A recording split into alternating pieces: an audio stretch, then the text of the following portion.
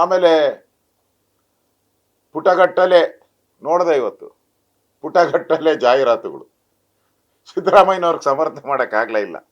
ನಾನು ನೋಡಿದೆ ಅವ್ರ ಪ್ರೆಸ್ ಮೀಟು, 2 ಬಾರಿ ಹೇಳಿದ್ರು ಪ್ರೆಸ್ ಅವ್ರಿಗೆ, ಸುಮ್ಮನೆ ಇರ್ಕೊ, ಬರ್ಕೋ ಫಸ್ಟು ಆಮೇಲೆ ಕೇಳಿ ಅಂತ ಹೇಳಿ 2 ಸರಿ ಹೇಳಿದ್ದನ್ನು ನಾನು ನೋಡಿದ್ದೀನಿ. ಪುಟಗಟ್ಟಲೆ ಕೊಟ್ಟಿದ್ದಾರೆ. ಇದು ಯಾರ ದುಡ್ಡು ನನಗೂ ಗೊತ್ತಿಲ್ಲ. ಆಮೇಲೆ ಇನ್ನೊಂದು ಹೇಳಿದ್ದಾರೆ, ನಾನು ಈ ಸಮಾಜಕ್ಕೆ ಸೇರಿದವರು ಅಂದ್ರೆ ಹಿಂದುಳಿದ ಸಮಾಜಕ್ಕೆ ಸೇರಿದವರು, ಅದಕ್ಕೋಸ್ಕರ ಬಿಜೆಪಿಯವರು ನನ್ನ ಮೇಲೆ ಆಪಾದನೆ ಮಾಡ್ತಾ ಇದ್ದಾರೆ.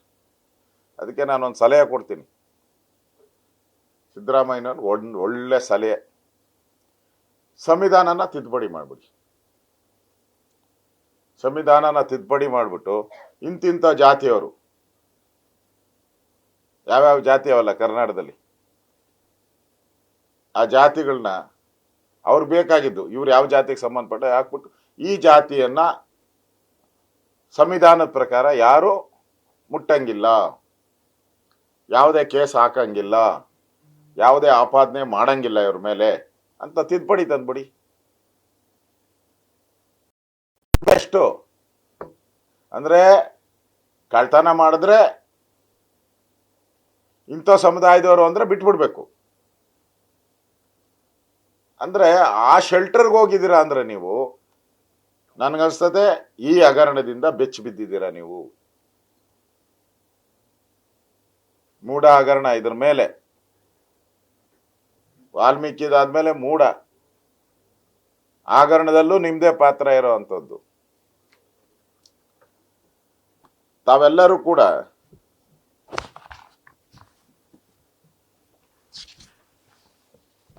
ಪದ್ಮನಾಭ ಅವನೊಬ್ಬರ ಮೇಲೆ ತಪ್ಪು ಹೊರಿಸುವಂತ ಪ್ರಯತ್ನ ತಾವೇನ್ ಮಾಡ್ತಾ ಇದ್ದೀರಾ? ಒಬ್ಬ ಅಧಿಕಾರಿ ಅವನು ಎಷ್ಟು ನುಂಗ್ಬೋದಪ್ಪ? ಒಂದು 50 ಲಕ್ಷ. ಈ ಎಲ್ಲ ದಾಖಲೆಗಳನ್ನ ನಾವು ಚೆಕ್ ಮಾಡಿ ಅಧಿವೇಶನದಲ್ಲಿ ಮಾತಾಡಿದ್ನಲ್ಲ, ಅವನೇ ಹೇಳವನೆ ಫೋನ್ ಕಾನ್ವರ್ಸೇಷನ್ ನಲ್ಲಿ ಪದ್ಮನಾಭ್ ಮತ್ತು ಇನ್ನೊಬ್ಬ ಪರಶುರಾಮ್ ಅವರಿಬ್ಬರ ಫೋನ್ ಕಾನ್ವರ್ಸೇಷನ್ ಹೇಳಿದಾನೆ, ನಮಗೂ ಅಲ್ಪ ಸ್ವಲ್ಪ ಕೊಟ್ಟಿದ್ದಾರೆ ಅಂದ್ರೆ. ಅವ್ರ ಹತ್ರ ಎಲ್ಲ ಸಿಕ್ಕಿರೋದು 30 ಲಕ್ಷ 40 ಲಕ್ಷ ಅಷ್ಟಕ್ಕೆ. 187 ಕೋಟಿ ಹಗರಣ ಏನಿದೆ, ಇದು ಯಾರ ಆದೇಶದ ಮೇಲೆ ನಡೆದಿದೆ? ಬರೀ ಅಧಿಕಾರಿಗಳೇನ ಇರೋದು? 187 ಕೋಟಿನೂ ಅಧಿಕಾರಿಗಳೇನಾ?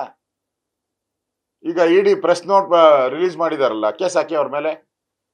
ನಿಮ್ ತಾಕತ್ತಿದ್ರೆ ಕೇಸ್ ಹಾಕ್ರಿ. ಯಾಕೆ ನೀವು ಇಷ್ಟು ಅದು ಎಲೆಕ್ಷನ್ಗೆ, ಲೋಕಸಭಾ ಎಲೆಕ್ಷನ್ಗೆ ನಾವು ಉಪಯೋಗ ಮಾಡಿಲ್ಲ? ನೀವು ಅನ್ನೆಸರಿಯಾಗಿ ನಮ್ಮ ಪಾರ್ಟಿಯನ್ನ, ನಮ್ಮ ಮಂತ್ರಿಯನ್ನ ಹೆಸರನ್ನ ತೆಗೆದಿದ್ದೀರಾ. ಇದು ಅಕ್ಷಮ್ಯ ಅಪರಾಧ. ಹಾಕಿ ಅವ್ರ ಮೇಲೆ.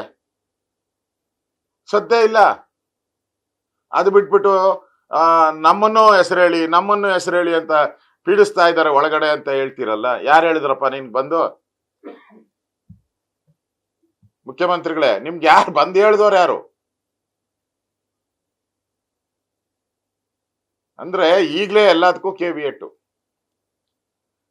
ನಾವು ನಿಲುವಳಿ ಸೂಚನೆ ತಂದಿರೋದು ವಾಲ್ಮೀಕಿ ಹಗರಣದ ಭ್ರಷ್ಟಾಚಾರವನ್ನ ಎಳೆಯಾಗಿ ಸುಮಾರು 40ಕ್ಕೂ ಹೆಚ್ಚು ದಾಖಲೆಗಳು, ಪುಟಗಳ ದಾಖಲೆಗಳನ್ನ ನಾನು ಕೊಟ್ಟಿದ್ದೀನಿ.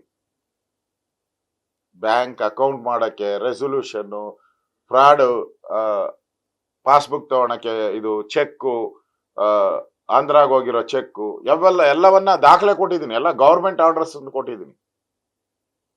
ಅದ್ರ ಬಗ್ಗೆ ಚಕಾರನೇ ಇಲ್ಲ. ಅದ್ರ ಬಗ್ಗೆ ಕ್ಲಾರಿಫಿಕೇಶನ್ ಕೊಡ್ಬೇಕಾಯ್ತು. ಈ ಮಾಹಿತಿಯನ್ನ ನನಗೆ ಕೊಟ್ಟಿದ್ದಾರೆ, ಈ ದಾಖಲೆ ಅದು ಸುಳ್ಳು ಅಂತ ಹೇಳ್ಬೇಕಾಯ್ತು ಮುಖ್ಯಮಂತ್ರಿ. ಈ ಚೆಕ್ 40 ಕೋಟಿ ಕೊಟ್ಟಿದ್ದಾರೆ, ಅದು ಸುಳ್ಳು ಅಂತ ಹೇಳ್ಬೇಕಾಯ್ತು. ಇಲ್ಲ ಅಕೌಂಟ್ ಮಾಡೋ ದಾಖಲೆಗಳನ್ನ ಕೊಟ್ಟಿದ್ದೀರಿ, ಸುಳ್ಳು ಅಂತ ಹೇಳ್ಬೇಕಾಯ್ತು.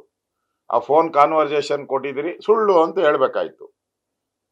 ಆ ಡೆತ್ ನೋಟ್ ಕೊಟ್ಟಿದ್ರಿ, ಸುಳ್ಳು ಅಂತ ಹೇಳ್ಬೇಕಾಯ್ತು. ಏನು ಹೇಳಿಲ್ಲ ಅದ್ರ ಬಗ್ಗೆ.